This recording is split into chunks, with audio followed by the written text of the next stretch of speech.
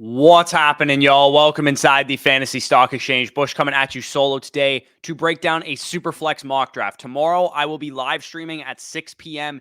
Eastern Time, the Big Dogs Bash. I'm in League 2 for that, so I figured I'd get myself some practice in. You guys are always asking us for, Superflex strategy, and can you do a Superflex mock draft? Well, we have you covered today for all you Superflex redraft bros out there. So I'm going to be doing some Superflex drafts today to get practice for my own league. And I'll be breaking down my strategy in Superflex formats versus, how I traditionally approach drafts and redrafts formats. So if you guys enjoy the video at any point, hit the like button, comment any of your thoughts down below, subscribe to the channel if you are new. Today is the last day to enter the contest for one of the free $50 credit giveaways on Underdog Fantasy. So if you guys haven't signed up on Underdog using the promo code FSE yet, today is your last day to do so to be entered into that contest. So check out the pinned comment down below. All the details will be linked down below there. You get our redraft rankings for free. You get our dynasty rankings for free. You get a chance to win these this free $50 one of 5 credits. And then you'll also get 100% back on whatever you put in. So a ton of value just for a $10 deposit on Underdog Fantasy. But with that being said, let's get right into it.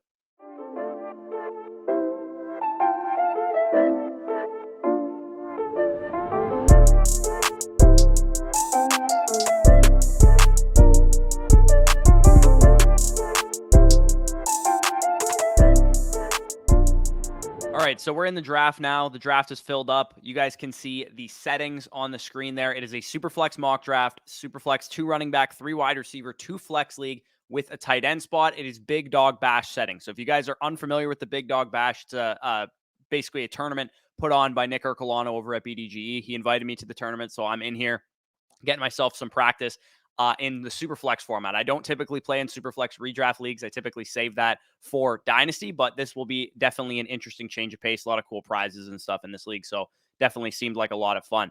So where I'm at the 105, this is where I actually pick. I'm in League 2, so if you guys are in the league, you guys know that that's a pretty rare one that I minted because there's, I think the top 5 leagues, I believe, are like considered rare draft leagues to be in. So I'm in a league with Max the Animal. I am hoping this is my dream scenario. So hopefully nobody in my league is watching this, but Lamar Jackson is who I want at 105. In Superflex format, my top 3 players are Josh Allen, Lamar Jackson, and Justin Herbert. So I'm looking towards those elite quarterbacks at the top of the draft in Superflex. And you guys will know this if you guys saw my What Makes a League Winning Quarterbacks video. I broke that down basically and talked about how I see the ceiling outcome for all the quarterbacks. And what I kind of documented in that video was that the quarterback position, we've gotten very sharp at predicting who the great quarterbacks will be on a year in and year out basis. And this applies even more so in Superflex because you start 2 of these guys. And the guys in the top 12 to 15 or so in ADP are typically the best bets. Yeah, there's going to be maybe 1 or 2 guys that emerge every year in the late rounds, but typically the last couple of years have become a complete, wasteland for quarterbacks beyond the top 12 to 15 in ADP. We have guys, like Jalen Hurts last year, like Trey Lance this year, that are unproven, that are still being pushed up the board because we know what the recipe is for an elite quarterback in fantasy. So guys like, Trey Lance a couple years ago might have been, a 12th, 13th, 14th round pick. And then in Superflex leagues, you could have gotten them in like the 3rd, 4th, 5th round. But this year, we know what that recipe is. We're not letting Trey Lance fall. So as you guys can see, the board is going, I would say, relatively lighter on the quarterbacks than I would anticipate it going in the actual draft. I am absolutely hoping and praying that I get Dak Prescott here at the 208. I don't think I'm going to. I think this guy probably will take him. But for the most part, okay, he went double running back start and Trey Lance went off the board. So I did, in fact, get Dak Prescott. I will be over the moon if I can secure myself 2 top 12 quarterbacks, whether that's Lamar and Dak or, Lamar and Brady or Lamar and Stafford, Lamar and Lance. I think that is the best way to start out a Superflex draft because, like I said, we are very good at predicting which quarterbacks will be good. And also in this format, you guys can see it's a 2 running back, 3 wide receiver, 2 flex start. So I'm very, very likely to deploy a hero RB type of build or a 0 RB type of build because in Superflex, those strategies become even more viable because now it's not, I'm going to deviate within the running back dead zone for elite onesies. Now you have, twosies, right? You have a Superflex position. So you can be elite at quarterback, elite across the board through at wide receiver, and a little lighter at running back, and it doesn't kill you even nearly as much as a 1 quarterback league. So I am much more likely to deploy those type of draft strategies in Superflex than I am in 1 quarterback leagues. I do deploy them in 1 quarterback leagues all the time, but even more so in Superflex. I would like to get a hero or an anchor running back here. Alvin Kamara would have been a guy that I would have loved to get. I really like Javonte Williams here as well. But if Devontae Adams falls, I'm not going to be able to pass on him. So I'll probably be looking towards Devontae Adams if he falls. Travis Kelce is also on the board still. He's kind of interesting in this format as well. I'll probably need Adams off the boards before I even look towards Kelce. But the running back landscape is pretty interesting in this type of format because I know too that Nick's audience is very likely to take running backs high. So people in his drafts are probably going to be taking running backs high, which means that quarterbacks and wide receivers and stuff are probably going to slide to me. So I see a tier break at the wide receiver position with Adams going off the board. So I'm going to grab myself. Man, Kelsey's super intriguing here, but I'm going to grab myself an anchor running back. I'm going to grab myself Javonte Williams. I absolutely love him this year. He's like my he's my 202, I believe, or my 201 in one quarterback format. So with all these quarterbacks going off the board, he gets pushed down the board quite a bit. But if I can secure him in the third round, I think that is a phenomenal value. I got myself 2 anchor quarterbacks. I got myself an anchor running back. And now what my plan basically is for the rest of the draft is to absolutely just hammer the hell out of wide receivers in the mid rounds. The tight ends go off the board. I think that's, this guy getting Mahomes, Lance, and Kelsey is also a great start as well. So we'll have to see what kind of falls back to me. I'm probably not going to be looking towards another running back. I mean, Akers in the 4th round is interesting, but I think given what wide receivers are going to be on the board and how many you can start, this is a full PPR, 3 wide receiver, 2 flex league, which means in a standard hero RB, which is kind of what I'm building out right now, you want to have probably 5 or 6 wide receivers by round 9, round 10 in a 1 quarterback league.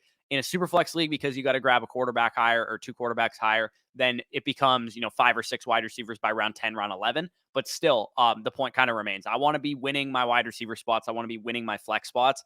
And I have my anchors at the other positions to be able to kind of fade those positions for a while I hammer out wide receivers. I'm pretty sure a lot of the guys in this room are going to have the same kind of strategy. I'd be kind of shocked if they didn't, if they were hammering out like dead zone running backs or whatever. But we'll have to see how this kind of plays out. The only kind of deviations I'm been willing to make in the dead zone in 1 quarterback leagues are Cam Akers and Travis Etienne.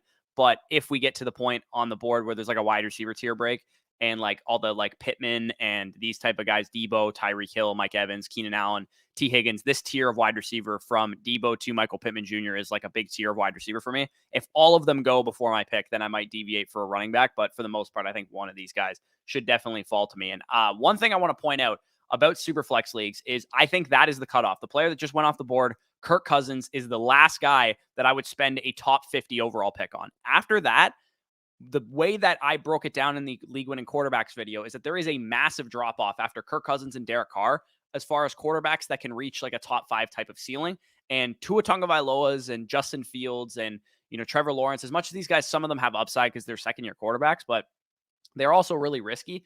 I would much rather secure myself 2 elite quarterbacks like I did with Lamar Jackson and Dak Prescott than get myself like 1 elite quarterback, for example, and have to, pass on like a Debo Samuel type because I'm going to reach on Tua Tagovailoa. Now, I really wanted T. Higgins there, but I will take Mike Evans as well because I actually have him rated higher. So get myself an anchor wide receiver there. Hopefully, one of these other guys, Keenan Allen and Pittman, falls back to me. I doubt it because there's 8 picks before my pick here, but who knows? Maybe these guys go with some running backs. This guy could grab another quarterback or something. He grabs Pittman. So I'm probably going to be shit out of luck for that tier wide receivers, but I also really like DJ Moore and Deontay Johnson as well.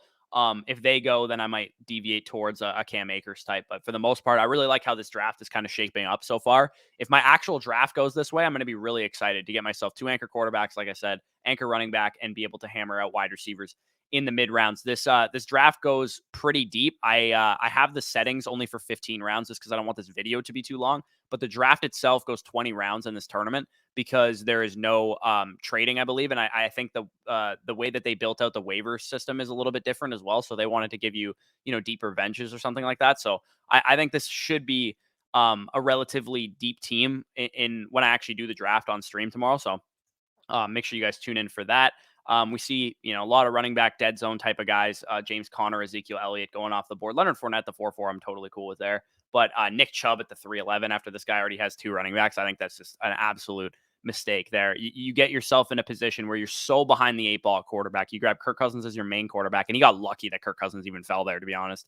And then you're going to be grabbing, middling quarterback 3 types. And the other thing, too, my favorite way to build a quarterback core in Superflex leagues is to grab 2 anchors or, 1 anchor and then maybe like a 3rd round guy like a Derek Carr or something like that, and wait so long until, the Zach Wilson, Carson Wentz, Jared Goff, Davis Mills, Kenny Pickett type of area to get my third quarterback. I think sometimes people overvalue having a third quarterback in Superflex. When I have two guys like this, I don't need to have a superstar third quarterback. There's no reason for me. I've seen people like in Superflex leagues, they'll get like a Justin Fields that drops to them here and they'll be like, oh, I'm going to grab my third quarterback. But it's kind of a redundant pick at that point. Lamar and Dak are going to be my starters. You kind of have to assume health in Superflex when you're drafting these guys. The only reason you need a third quarterback is in the case of injury, in the case of bye weeks, when you have two studs like this. So I would probably be punting the third quarterback until like the Zach Wilson range of the draft. So Deontay Johnson is my highest rated wide receiver. George Kittle's still on the board. Cam Akers is still there as well. If Deontay had gone, I probably would go with Akers, but I'm going to grab Deontay here as my second wide receiver. Like I said, this is a 3 wide receiver, 2 flex league with 2 PPR or with full PPR as well. So I really want to be prioritizing grabbing 5, 6 wide receivers before round 10 so that I don't have anything to worry about when it comes to, filling up my flex spots with running backs because, as you guys know, if you guys follow the channel, if you're new around here, as always, hit the like button and subscribe down below. But if you guys have been following the channel, as we've broke down in a lot of these strategy videos, we broke down that, we like building out fragile starts to our drafts. Like in the first 9 rounds, in all those strategy videos, you guys probably saw us take, 1 or 2 running backs in the first 9 rounds or so. And maybe I think we took 3 running backs in 1. But for the most part, we're not drafting a ton of running backs early, which makes us able to fill out our flex positions with wide receivers because wide receivers are, less likely to bust in that area of the draft in this round's 4 to 7 range where the dead zone is. And they're also less likely to get injured than running backs inherently as well. So that's typically why I like to fill out my running back slot early if I can grab myself a double hero start. Like this guy grabbing McCaffrey and Swift is definitely ideal. But again, in a super flex league, this guy's extremely behind the 8 ball. I probably wouldn't have gone in the direction that he went with. So we see some running backs really getting pushed up the board in this draft. I think A.J. Dillon at the 5'8" in a super flex league. I mean, Breece Hall at the 5'12" in a super flex league. This is too high, man. I think the quarterback position is being a little bit undervalued right now. I'm actually a little bit surprised that guys like Justin Fields and Trevor Lawrence are off the board. I figured those guys would be off the board in like the 4th, 5th round type of area. And we're at the 6-1 here and nobody has taken those second-year quarterbacks. So I'm trying to get a feel for this draft room because this isn't, my audience, right? This is BDGE.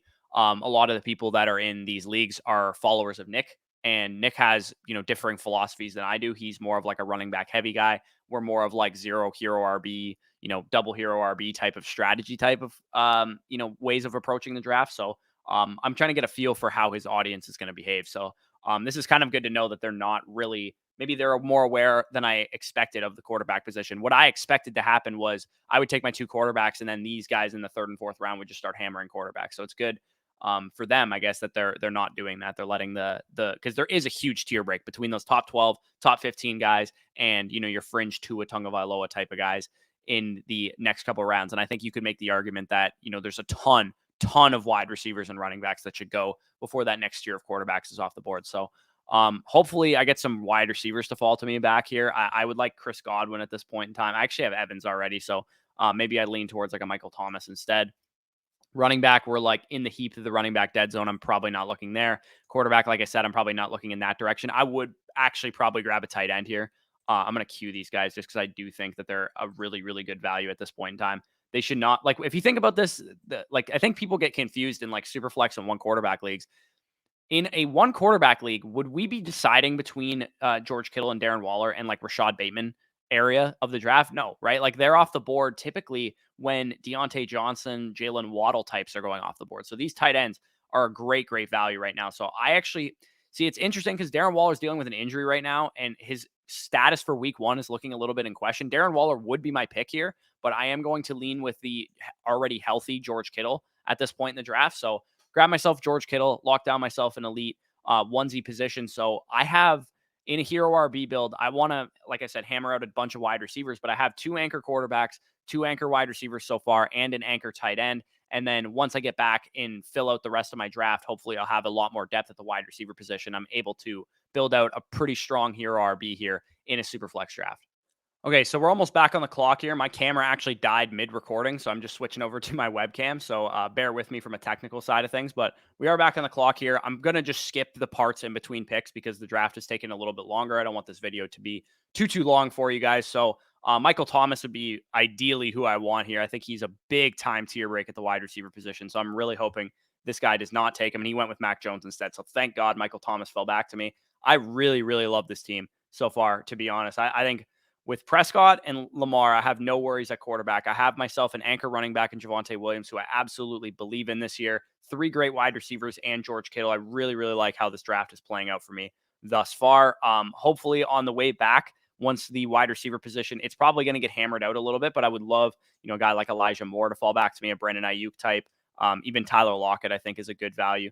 I'm hoping some of these wide receivers go off the board. I like Devontae Smith, but for the most part, I'm not super high on Amari Cooper and DeAndre Hopkins and Hunter Renfrow type. I like Adam Thielen as well. So we'll see how the board plays out. I think a lot of quarterbacks are probably going to go here. Some of these guys are still staring down. Like this guy only has one quarterback. This guy might have a second quarterback that he goes after. I'm not exactly sure. This guy only has one quarterback. So we'll see what happens there. And Elijah Moore goes off the board, which is kind of heartbreaking. I didn't think he would get back to me anyway, though. All right, so we're almost back on the clock here. There's a lot of running back, dead zone type of guys here. Devontae Smith just went off the board. He would have been nice to add to this team. Hopefully this guy doesn't take Adam Thielen. I kind of like him still here at this point in the draft. The nice thing about my team is that I really don't have to worry about other positions right now. All I really have to worry about is running back and wide receiver.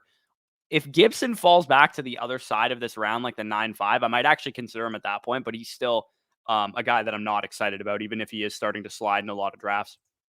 So I'm going to grab Adam Thielen there, fill out 4 wide receivers to go with the rest of my team. Looks pretty good, and we'll see you guys on the other side. All right, we back on the clock here.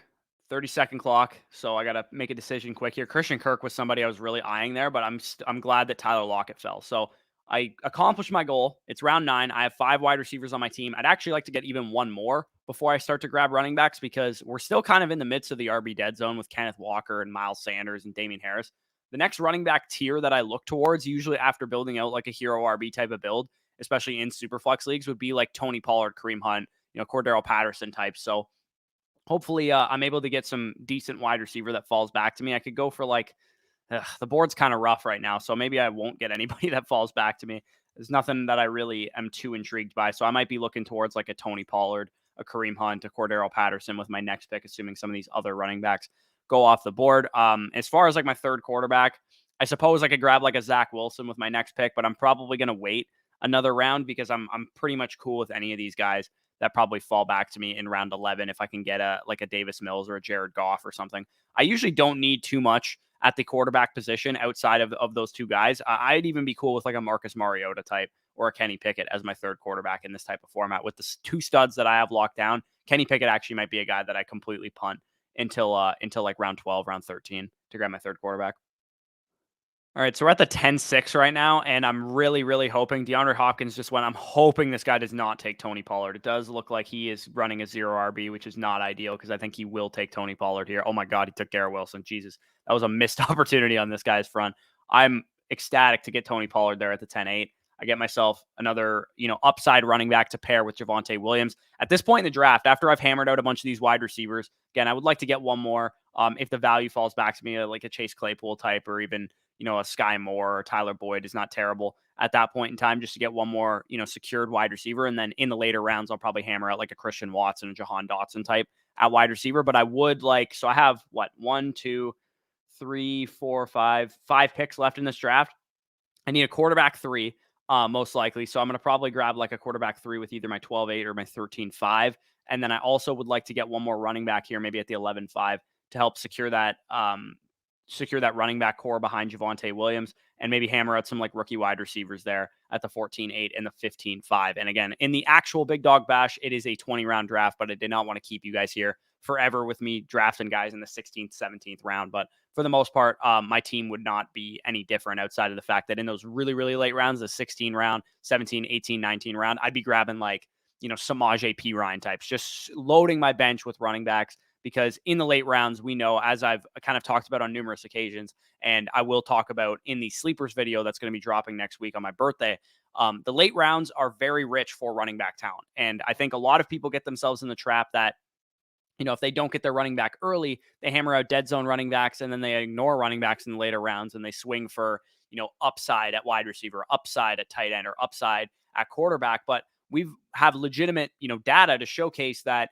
the running back position is very, very fruitful in the late rounds. It's not something that um, we need to be worried about because the running back position is based on opportunity, right? If a starter goes down, the backup is more valuable. If the starter goes down and there's a clear backup, he's extremely valuable. Even if it's, a starter goes down and there's two running backs that are now usable in fantasy because one's maybe a pass catcher and one's maybe an early down guy. So for the most part, these late round picks should be spent on running backs regardless of your build, right? If you drafted two running backs in the first 2 rounds and then maybe one more, Travis Etienne type in like round 5 in this draft, and you still are in the late rounds, I still think running backs are one of the best investments to make because at the wide receiver position, for the most part, these wide receivers, we know what they are. Unless they're rookie wide receivers, which again have about a 50% rate of the high win rate players in the late round. Wide receivers outside the top 100 in ADP, typically the highest win rate guys were rookie wide receivers. So I'm on the board here. Chase Claypool did actually fall to me, but so did Cordell Patterson. So that's the direction I'm going to go in. I think CPAT's kind of interesting this year. He's weird because I figured a lot of people would be really high on him. After the season he had last year, he was extremely efficient, but it was kind of like the guy was destined to be like a dead zone running back, and everyone would be like, he's really good, and a lot of the nerds would be talking about regression. But I'm kind of surprised the fantasy industry has not latched on to Cordero Patterson more because of what he did last year. Like this guy was like legit an RB1 last year, and you can get him in the 11th round. And I know the offense isn't good. I know it's not, the most ideal situation. They have Drake London there. They have Kyle Pitts there to take away targets, but Arthur Smith kind of unlocked Cordero Patterson and he kind of knows how to use him. And I think at this point in the draft, you're getting a good enough discount on him that even if he is, a bum and it was just an aberration year last year, then you're not really sacrificing too much. It's not like you're drafting this guy like I expected him to go. I expected him to be like a 5th, 6th round pick this year. And that has not happened at all. You can get him in areas of the draft with other running backs that are pretty much handcuffs, right? Like there's no projectable upside for Alexander Madison in the case of Dalvin Cook staying healthy. The only way Alexander Madison is valuable is if Dalvin Cook gets injured. So Cordero Patterson being drafted amongst guys that don't have projectable upside unless there's an injury is definitely something that I have no problem stomaching drafting in this area of the draft. So I'm looking to probably fill out my quarterback 3 slot, and Zach Wilson is still on the board. So hopefully he could fall back to me. I think he is honestly a little bit of a tier break as far as the quarterbacks still available in this draft right now. So Baker Mayfield goes off the board. Maybe people are just worried about the injury. I'm not, for my position, because I have those 2 great quarterbacks, I don't have any concern with drafting Zach Wilson as my quarterback 3. All right, so I'm back on the clock here, and it's a pretty easy pick for me. Zach Wilson ended up falling to me. I've kind of talked about if you're going to go in the late rounds, and I didn't talk about this from a Superflex perspective, but in the late rounds, if you're going to punt quarterback 1 or punt quarterback 2 or punt quarterback 3 in a Superflex format, then Zach Wilson, Trevor Lawrence and Justin Fields, these guys are really great options, especially in 1 quarterback leagues if you guys intend on punting quarterback to get yourself some access to ceiling, right? Because you can grab yourself, a safe Kirk Cousins, Derek Carr type, but their ceilings are probably like quarterback 6 to 8 if they have, really high touchdown totals and they have really good passing seasons. But Zach Wilson, Trevor Lawrence, and Justin Fields all can run a little bit. So they can give you a little bit more on the ground, and their ceilings, because they're an unknown factor in the fact that they, could just take big steps as players, is definitely kind of baked into that reasoning as well. So I really love getting Zach Wilson as my quarterback 3 here to pair behind those 2 superstars. I have, 5 wide receivers. I'd like to have a couple more. I'm probably going to look maybe for one more running back, but the board, Algier is the guy that I would definitely be really, really interested in if he fell to me here. At wide receiver, there's not a ton of guys that I like, but I think Russell Gage at this point, even though I have Mike Evans, I'm totally cool grabbing a guy like Russell Gage with my next pick because Russell Gage is probably going to have some early season value and some flex appeal just throughout the duration of the season, especially if Godwin struggles to get back from injury at any point. Michael Gallup is also a guy that I don't mind grabbing later on. My draft just lagged a little bit there. Christian Watson, also a guy that I really, really would like to fall back to me now that Algier is off the board. I think that's the direction I'm going to go. Christian Watson's another guy. I'm just a little surprised his ADP isn't higher. He's the perceived number 1 receiver for Aaron Rodgers. And everybody's excited about Romeo, Dobbs and stuff, but Christian Watson was the one drafted in the 2nd round. Christian Watson was the better prospect. And even though I wasn't huge on Christian Watson from a dynasty perspective, when you break down his, underlying metrics from a, pacing it through his offense, because the North Dakota State offense did not throw the ball. So the fact that, he was able to have the season that he had based on the limited pie of production that was available through the passing game in that offense, I do think it's a little underrated for him as a prospect. And he also had that one factor that I talked about in the wide receivers to target and avoid video in rookie drafts, was that he got better every year of his career, which is something that progression has, been able to overcome some bad prospect profiles in the past. It's one thing that all those bad prospect profiles from, the last 3 years or so that ended up working out, like a Chase Claypool, for example, or like a Terry McLaurin, for example. Those players had progression, and that's something that Christian Watson has. So he's going to be the guy that I go with. Jahan Dotson, I have rated straight up over Christian Watson, but I think I can get him on the way back. So I'm just kind of playing the ADP game a little bit there. He went actually. So fool on or shame on me for thinking he would actually fall back. Jahan Dotson, maybe I go with him in that situation instead. But I still like getting Christian Watson here. I get some access to some ceiling. I have my 5 starting wide receivers in my my flex spots. I have my elite onesie tight end. I have my elite quarterbacks. I have a pretty solid quarterback 3, especially considering how long I waited. I'm pretty much just going to be looking to hammer some upside here. Jameson Williams would be interesting if he fell back to me, because in the Big Dogs Bash, there is an IR spot, which is something I'm not sure if a lot of people know. So Jameson Williams is probably a decent stash in that kind of format where, I don't have to worry about, having to take up a bench spot with Jameson Williams. I can just keep him in my IR spot for the entirety of how long he's going to be out. I think it's going to be October or November type of area when he's back, but he could be absolutely electric when he gets back on the field. So I really hope he is, the one who slides back to me. I also think Michael Gallup makes a lot of sense in this format too, because like I said, there is an IR spot. So you can just toss those guys into your IR and pick up a player after the draft as well. All right, so I'm back on the clock again. And as I talked about before, if you're going to hammer out wide receivers in the late rounds, the best investments, the guys that have paid off, the highest ceiling players, have been rookie wide receivers. So I am going to go with Jalen Tolbert here as a guy that I think is a pretty solid investment late in the draft. I don't need to start Christian Watson. I don't need to start Jalen Tolbert. I have my 5 wide receivers locked down. So for more of like a late season type of play, in the case that these guys take a huge step forward, have great rookie seasons, I'm definitely in a good spot knowing that they're going to be guys that I can work into my flex. They're not necessarily guys I'm going to rely on. The only time I'm going to actually need them to be on my roster and be producing right away is once I start getting into some bye weeks. And I also have, Pollard and Patterson and stuff that can work in to my flex there as well if I need them to. I'm probably going to look to grab another running back here with my next pick, because I am kind of thin in a, zero RB or hero RB or whatever. I usually want to have multiple running backs on my bench, like 4 or 5 running backs on my bench. I'm a little thin at this point in time because it's a super flex league. I need 3 quarterbacks on my team. So in this type of format, it makes sense why we're going 20 rounds like we're doing in the Big Dog Bash. So I'm probably going to look towards like a Darrell Williams with my next pick here.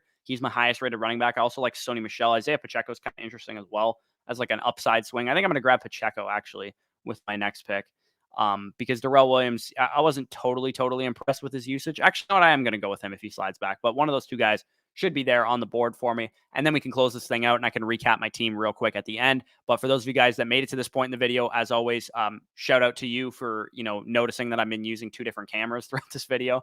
I need to buy myself a new camera battery for my new camera, because it's pretty weak, the stock one that came with it. So I'll have that problem corrected. But if you made it to this point in the video, as always, hit the like button, comment your thoughts down below, subscribe to the channel if you are new. If this is the first video of ours you're checking out, make sure you go check out the playlist that we have on the channel titled Watch This If You're Panicking for Your 2022 Fantasy Football Draft. All of our best, draft strategy videos and, player take videos so far this offseason. We're going to have a Superlatives week coming next week where we talk about our biggest breakouts, our biggest sleepers, our biggest busts, and all that kind of stuff. Those will all be in a playlist on our channel if you guys are just coming back into fantasy. I know not everybody is a complete degenerate doing this year round like me. I know a lot of people actually have lives. So if you're just getting back into fantasy and you need to bone up on some things that happen this offseason, those are the videos that you can check out. And so I'm going to close my draft out here with Darrell Williams. And like I said at the beginning of the video, this video should be dropping, Saturday afternoon or so. This is the last day to get entered for a chance to win one of 5 $50 site credits on Underdog Fantasy. And all you have to do to enter is sign up using the promo code FSE. If you sign up with $10, that's all you need to sign up with. You'll get $20 on the site to play with because they give us 100% match back. You'll also have a chance to win $50. Like I said, we're not a huge YouTube channel, so you have a very good chance of winning. And also, on top of all that, you'll get our redraft rankings manifesto, which has our Superflex rankings like I'm using in this video. It has our 1 quarterback rankings. It has, positional rankings. It has our tight ends. It has, tiers, all that kind of stuff. And also, we have a brand new cheat sheet that you can use either digitally or that you can print off a copy of and bring to your physical draft and check off all the players as they go, with links to videos talking about those players. It's a really interactive tool that a good buddy of ours set up for us. So shout out to him for doing that. And all of that can be yours. You also get our dynasty rankings too, which I didn't even mention, which has bucketed rankings, all that kind of stuff too. for using promo code FSE at sign up and first deposit on Underdog Fantasy. It's a $10 price that you have to pay for all that value. So if you guys are interested in that, like I said, we'll be down below in the pinned comment down below. You can also get that stuff if you don't sign up. If you're watching this video on like Sunday or Monday or something, you just won't be entered into the giveaway, but all the other stuff could be yours as well. So this is the end of the draft. I will review my team real quick, and then I'll head out of here. Like I said, the point of this video was to kind of showcase my strategy in Superflex. And as I kind of talked about at the beginning of the video, in Superflex leagues, I am very likely to deploy a hero RB type of approach because I prioritize those high-end quarterbacks. In one quarterback leagues, you guys have seen me, when I'm drafting, I usually deviate in the 4th, 5th round, 6th round for a quarterback. And especially in Superflex, when I can stack up to 2 of those guys, I have 2 dudes here between Lamar Jackson and Dak Prescott who can put up 22, 24, 26 points per game at their high-end range of outcomes. And I really, really value that in a Superflex format. To me, I don't like the prospect of drafting, a Jalen Hurts, who I think is a great outlook this year, and having Tua Tagovailoa as my other quarterback, or having Kirk Cousins and Jared Goff. I don't think that I want to be weak at quarterback, especially knowing that other people in this draft room, like I said, are going to prioritize running backs early. I think I'm going to get good value on 2 elite quarterbacks with my first 2 picks. I get myself a hero RB with Javonte Williams. If you guys don't like Javonte Williams, that's fair. You could always have gone with like a Nick Chubb or something. I just prefer Javonte Williams in this area of the draft. Could have gone with a Leonard Fournette as well. And then I get myself a bunch of wide receivers in the mid rounds. Good value on George Kittle there. I could have taken a different player. Could have taken a Gabe Davis, a Chris Godwin, somebody like that. But I think that value of George Kittle at the 6'8", and not even just where the pick number was, what the wide receiver landscape was that he was going around. Because like I said, when I picked him, usually where George Kittle and Darren Waller go, you're drafting them around this tier of wide receivers, not the Tyreek Hill types, but the Mike Williams, DJ Moore, Jalen Waddle, Cortland Sutton, Deontay Johnson tiers when you have to take those tight ends. And the fact that those guys were well off the board, I already had one of them on my team, and I was still able to get George Kittle, was an awesome value there. And then again, when you're building out a hero RB, typically I want to build out my running back depth with a bunch of different archetypes in mind. So I have myself a week 1 starting RB2, and Cordero Patterson probably would be who I would start in week 1. I have a huge upside swing who I can also probably throw into my lineup as well with Tony Pollard as a guy that could end up being an RB1. And if Zeke Elliott went down week 1 for the rest of the season, Tony Pollard would be a league winner, right? We all know this about Tony Pollard. And because the rest of my roster is so strong, then this would also, enhance my chances of winning. And this is the type of league format. It's a 600-person tournament where I'm trying to get the highest upside range of outcomes that I possibly can. Javonte Williams represents that for me. So does Tony Pollard with my running back picks. Get myself Zach Wilson as a 3rd quarterback. Maybe I punt that a little bit further if I wanted to, knowing that, some of these other guys were going a little bit later. Christian Watson, Jalen Tolbert as upside swings at wide receiver, and then Darrell Williams. And again, like I said, this is supposed to be 20 rounds. So round 16, round 17, round 18, I'd grab myself like a Sony Michel and a Samaj P. Ryan, a bunch of just hammer out wide receiver or running backs on my bench. Maybe grab another rookie wide receiver like David Bell if he didn't go off the board, something like that as well. So if you guys enjoyed this video, as always, hit the like button, comment your thoughts down below, subscribe to the channel if you are new. Check out all the offers that I mentioned, Patreon as well, link down below in the description. Check out the pinned comment for the final entries for the contest. But with that being said, peace out. We'll talk to you soon.